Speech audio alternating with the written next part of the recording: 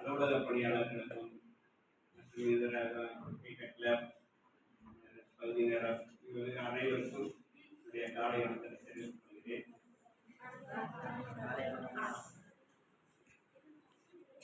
இந்த 10ஆம் வகுப்பு மாணவர்கள் 13வது செட்டு நம்ம பள்ளியினுடைய 13வது அணியினர்னு சொல்லிக்கலாம். ரொம்ப அமைதியான இதுவரைக்கும் பார்த்ததுலையான்னு நானும் இந்த பள்ளியிலிருந்து 13வது பள்ளியிலிருந்து நான் இருக்கேன். இருந்தாலும் இந்த 10ஆம் வகுப்பு மாணவர்கள் வகுப்பில் இருக்கிறதே தெரியாது. அந்த அளவுக்கு அமைதியான ஒழுக்கமும் அதே மாதிரி நல்ல ஒழுக்கமான மாணவர்கள், நல்ல மாணவர்கள். இந்த எங்களுக்கு கொஞ்சம் சிரமமே இல்லை.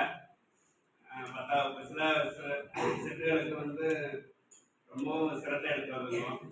இவங்களுக்கு நான் என்னை பொறுத்தளவில் இந்த மாணவர்களுக்கு ரொம்ப நான் சிரத்தை எடுக்கவில்லை.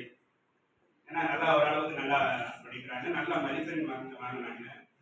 அது மட்டும் பத்தாது, அமைதியும் ஒழுக்கமும் மதிப்பெண் கண்டிப்பாக நிறைய இருக்கணும். 10ஆவது தேர்வு எழுத போறீங்க ஒரு 4 நாளையில. அந்த தேர்வில் 10ஆவது மதிப்பெண் மிகவும் முக்கியம். முந்தி மாலை ஃபர்ஸ்ட் இருந்துச்சு, இப்போ 2ஆக பிடிச்சிட்டாங்க 11th 12th அப்படின்ட்டு. இருந்தாலும் 10ஆவது மார்க் தான் நிறைய சில தேர்வுகளுக்கு எல்லாத்துக்கும் 10ஆவது மதிப்பெண் தான் முதன்மையாக கேட்குறாங்க. அந்த மதிப்பெண் நல்லா எடுக்கணும், எல்லாருமே நல்லா எடுக்கணும்.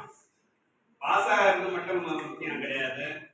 60-65 மார்க் எடுக்கிறதும் முக்கியம் கிடையாது.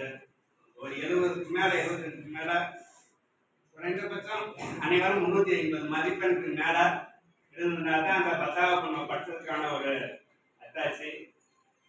2வது இந்த பள்ளியில் நீங்கள் படித்து வச்சிருக்கோன்னா நல்ல சாரெல்லாம் இந்த வேலை வாய்ப்பு வழிகாட்டி மேற்படிப்புக்கான இதெல்லாம் சார் சொல்லியிருக்கிறாங்க, நிறைய சொல்லியிருக்கிறாரு. நீங்கள் இந்த பள்ளியில் ஏறும் பொழுது ஒரு லட்சியத்தோடு நான் எல்லாம் ஆவேன் அப்படின்னு ஒரு முடிவு இன்னைக்கு நீங்கள் கட்டிட்டு தான் போகணும். ஏன் அப்படின்னாலும் சும்மா படித்தா பண்ணா பாட்டு நடக்கணும், வாத்தியார் தெரியுதுங்க சிரிச்சம் பேசணும், நல்லா மதிப்பெண் எடுத்தோம், அது முக்கியம் கிடையாது. இன்னைக்கு நீங்கள் எடுக்கிற ஒரு உறுதி முன்னாடி வாழ்க்கைக்கு நம்ம என்ன மாதிரி ஆகணும் அப்படிங்கிறதுக்கான ஒரு 3/4 அளவாவது நம்ம அந்த லட்சியத்தை அடைவதற்கு நீங்கள் ஒரு உறுதி போட வேண்டும். மனசுல நினைச்சுக்கங்க, என்ன இன்னைக்கு நம்ம என்னவா மாறணும், என்னவா ஆகணும் அப்படின்னு. அரசு நிறைய சலுகை கொடுத்துருக்காங்க. இந்த 7.5% மருத்துவ படிப்புக்கு கொடுத்துருக்காங்க. அது நீட்டுனால அதனுடைய பாதிப்புனால தமிழ்நாடு அரசு அரசு பள்ளியில் படித்த மாணவர்களுக்கு 6 முதல் 12வது வரைக்கும் படிச்சுக்கணும். நீங்கள் அனைவருமே 6வதுலேருந்து 12வது வரைக்கும் படிச்சிருப்பீங்கன்னு நினைக்கிறேன். வேறு யார் நான் கண்டிப்பாக 6வது படிச்சிருக்கணும். அந்த அரசு பள்ளி மாணவர்களுக்கு 7.5% மருத்துவ சேர்க்கை எம்பிபிஎஸ் டாக்டருக்கு இருக்கு. அதிர்ஷ்டவசமாக நல்ல மார்க் எடுத்து நீட் அட்டன் பண்ணீங்கன்னாலும் இந்த 7.5 கிடைக்கிறதுக்கு வாய்ப்பு இருக்கு. சர்வசாதாரணமாக விசாரிச்சு பார்த்ததெல்லாம் பல மதுரை, வேடசந்தூர் இந்த மாதிரி கிராமப்புற பள்ளிகள்ல எல்லாம் பார்த்தீங்கன்னாக்கா நிறைய பேர் டாக்டராக போயிருக்கிறாங்க. நம்மளால முடியாதது இல்லை. ஏன்னா அது ஒரு 800 சீட்டு அதில் இருக்கு. சும்மா சாதாரண நீட்டில் 130 மார்க் வாங்கினது கூட இந்த தடவை கிடைச்சிருக்குது. அதனால அந்த மருத்துவம் தான் பெரிய படிப்புன்னு நான் சொல்ல வரல. இருந்தாலும் அதே மாதிரி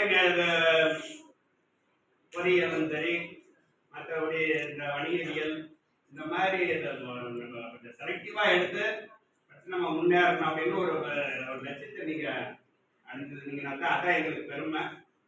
உங்களை வழி அனுப்புவதில் மிகவும் சந்தோஷம் அடைகிறோம், வருத்தம் அடைகிறோம்.